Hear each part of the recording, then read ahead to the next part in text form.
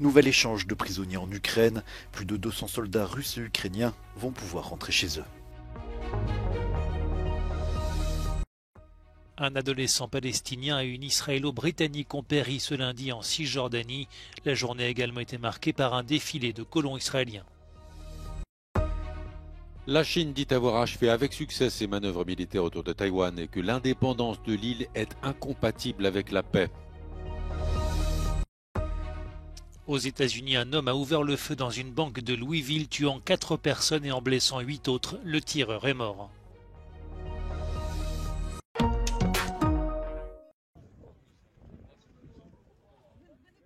C'est l'un des rares moments heureux de la guerre.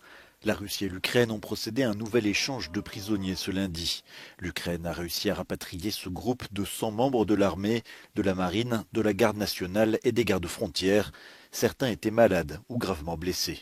La Russie a également annoncé le retour de 106 soldats capturés sur le front et qui étaient selon Moscou en danger de mort.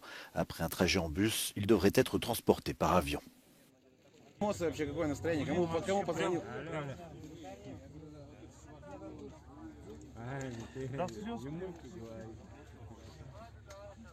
Кто? Прям радость вообще, прям в России вообще. Что услышал родных и близких, жену, ребенка услышал, родителей. Pendant ce temps, les combats se poursuivent. Les troupes russes continuent de s'enfoncer dans Barmout. Le chef de la région de Donetsk, imposé par Moscou, Denis Pouchilin, a visité lundi la partie de la ville que la Russie contrôle. Il a déclaré que Moscou reconstruirait Barmout une fois qu'elle l'aurait entièrement conquise. Moscow may try to use the upcoming Orthodox Easter holiday on the 16th of April to delay Ukrainian counteroffensives by calling for a ceasefire out of respect for religion, the Institute for the Study of War says in its daily update. The Kremlin has selectively called for ceasefires around religious holidays to influence the situation on the front lines. Moscow, for example, refused a ceasefire during Orthodox Easter in 2022, quote, in order not to give the Kiev nationalists a break, unquote, during the Battle of Mariupol. The U.S. think tank says the Kremlin likely refused a ceasefire because Russian forces still held the initiative on the front lines at the time, but sought a ceasefire a month later over Orthodox Christmas to obtain additional time to prepare Russian forces for winter offensive. Now, the Kremlin may call for an Easter ceasefire because such a pause would disproportionately benefit Russian troops and allow them to secure their gains in urban Bakhmut and to prepare defenses against Ukraine's spring counteroffensive.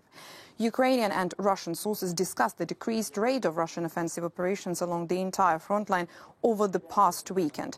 Russian forces continued to conduct ground attacks in and around Bakhmut and on the Avdiivka-Donetsk city line. Russian forces likely made marginal gains in southern Bakhmut. The UK Defense Ministry says over the last 7 days, Russia has likely increased its armored assaults around the Donetsk region town of Mariinka. This is about 20 kilometers southwest of Donetsk city. Mariinka has been fought over since 2014 and has been largely destroyed by artillery exchanges.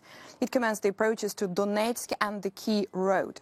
Russia continues to give a high priority to resourcing operations in the broader Donetsk sector, including the Mariinka and Avdiivka areas, expending significant resources for minimal gains. The Institute for the Study of War says the dynamics of battlefield artillery usage in Ukraine reflect the fact that Russian forces are using artillery to offset their degraded offensive capabilities. Le Kremlin envisage de lever l'interdiction de Twitter depuis que les agences d'État russes ont de nouveau accès au réseau social.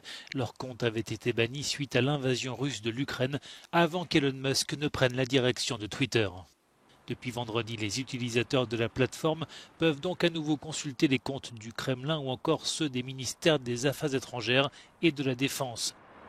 Un membre de la Commission pour la politique de l'information de la Douma a officiellement demandé à l'organe de surveillance des médias en Russie d'envisager la levée des restrictions imposées à Twitter.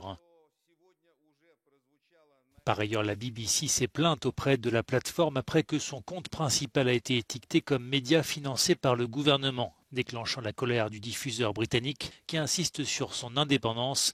Elon Musk a répondu à la BBC, affirmant que tous les médias ont un certain degré de partialité, tout en ajoutant qu'il considérait la chaîne britannique comme l'une des moins partiales.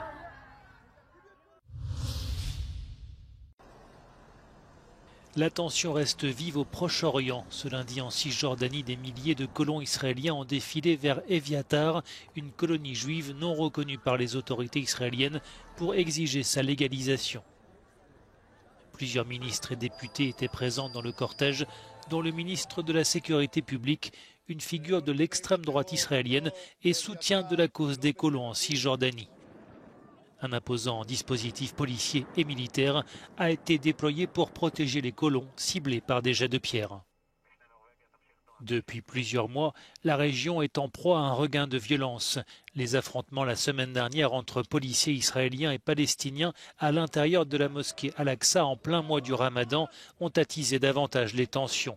Ce lundi, un adolescent palestinien de 15 ans a été tué lors d'un raid militaire israélien dans un camp de réfugiés près de Jéricho. Le Hamas a dénoncé une exécution sommaire.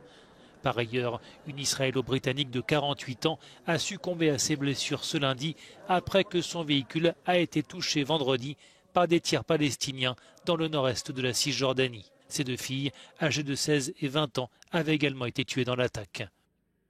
La tension reste également palpable sur l'esplanade des mosquées à Jérusalem.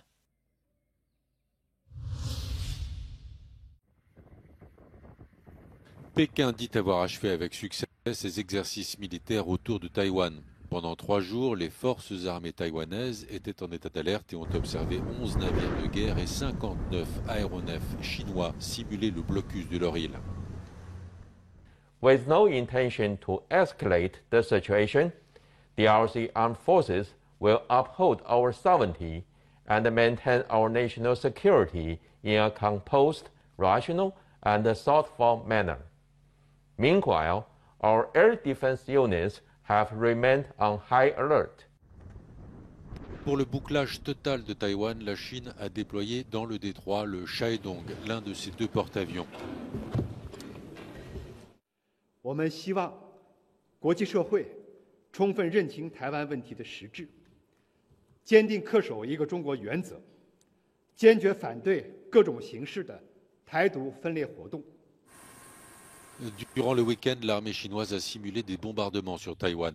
Selon Pékin, ces manœuvres étaient une riposte à la rencontre aux États-Unis entre la présidente taïwanaise Tsai Ing-wen et le président de la Chambre américaine des représentants, Kevin McCarthy. Un homme a ouvert le feu ce lundi dans une banque de Louisville dans le Kentucky, tuant 4 personnes et en blessant 8 autres, dont 2 se trouvent dans un état critique. Le tireur qui a été tué serait un ancien employé de la banque selon la police locale. Une fois de plus, notre nation est en deuil, a écrit Joe Biden sur Twitter. Le président américain plaide pour l'interdiction des fusils d'assaut dont était muni le tireur. Environ 49 000 personnes sont mortes par balle en 2021 aux États-Unis, soit en moyenne 130 personnes par jour, dont plus de la moitié sont des suicides. Le lundi de Pâques, au nord-est de Budapest, on croise beaucoup d'hommes en costume traditionnel avec à la main des seaux d'eau. C'est la tradition hongroise vieille de 2 millénaires qui a encore de beaux jours devant elle.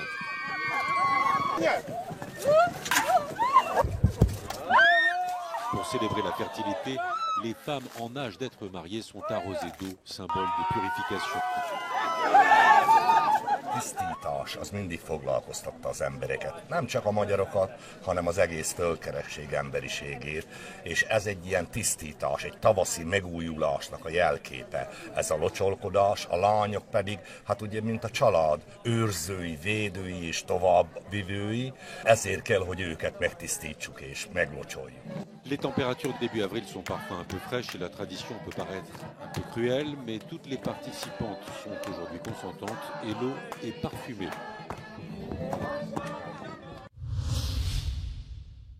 Deux carrosses transporteront Charles III et la reine Camilla le 6 mai lors de la cérémonie de couronnement à Londres.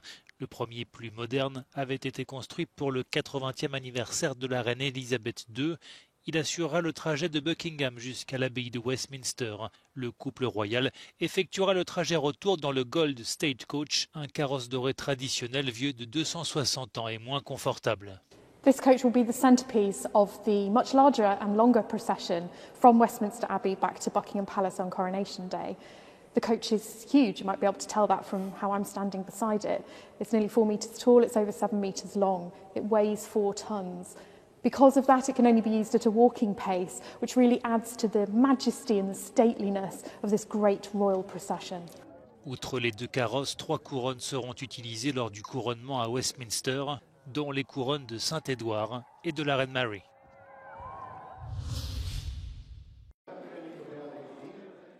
La première ministre estonienne Kaja Kallas a signé l'accord de coalition qui lui permettra de gouverner avec une majorité de 60 sièges sur 101 au Parlement.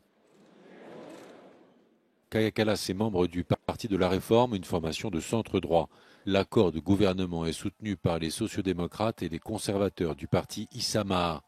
Kaja Kallas a 45 ans, elle est à la tête de l'Estonie depuis 2021 et forme aujourd'hui avec cette nouvelle coalition son 3e gouvernement.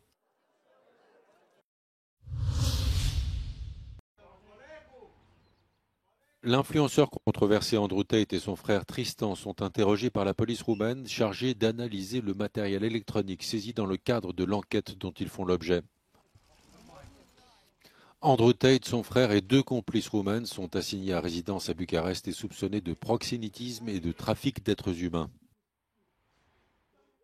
Ils sont accusés d'avoir dupé des mineurs à des fins d'exploitation sexuelle.